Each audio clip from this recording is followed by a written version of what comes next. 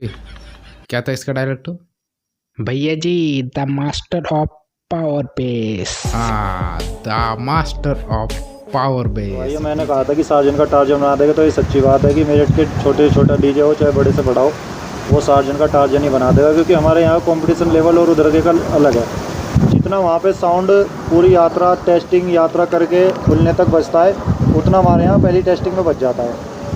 तो कुल मिला के बात है, यहाँ पे कम से कम 5 से 6 दिन तो रोड पर चलेगी यात्रा, और उससे लगभग 2 दिन टेस्टिंग होगी।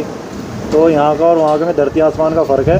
और हम फिर कह रहा हूँ इस बात को, मैं अब भी कहूँगा बाद में कहूँगा, सार्जन का टार्जन बना देंगे।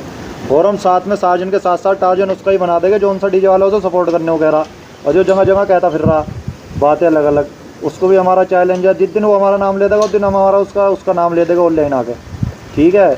दूसरी बात ये, हम दोनों भाई इस बार कावड़ यात्रा, हमारी पहले एक टीम थी जो सार्जन को ला रही है, और अब हम वो सब अलग है और हम दोनों अलग है।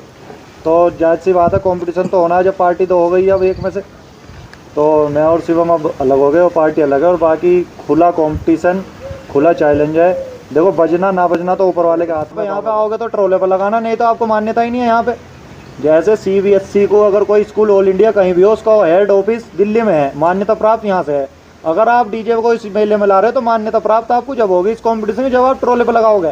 टाटा पे लगा के तो एक घड़ी 5 टाटा, इन पर 4 और बांध के बाहर गैल चल देगी। यहाँ टाइम नहीं लगता टाटा बंधन में।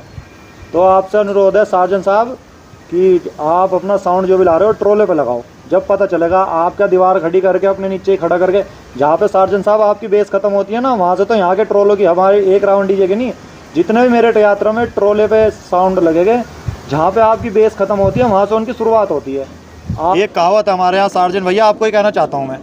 हमारे यहाँ एक कहावत है, गए थे रोजे पढ़ने गले में नमाज पड़ गई। गए थे रोजे पढ़ने गले में नमाज पड़ गई। तो इसका मतलब क्या है, आप आओगे तो यहाँ यूपी में माहौल बनाने, पर यहाँ से माहौल आपका जो झारखंड में बना हुआ है ना, वो भी बिगड़ जाएगा। तो उसी हिसाब से स्पीकर अपने फालतू लेकर आना, अब भी कह रहा हूँ मैं। क्या भोसड़ी के मरना, तेरे को डर नहीं लगता? नहीं।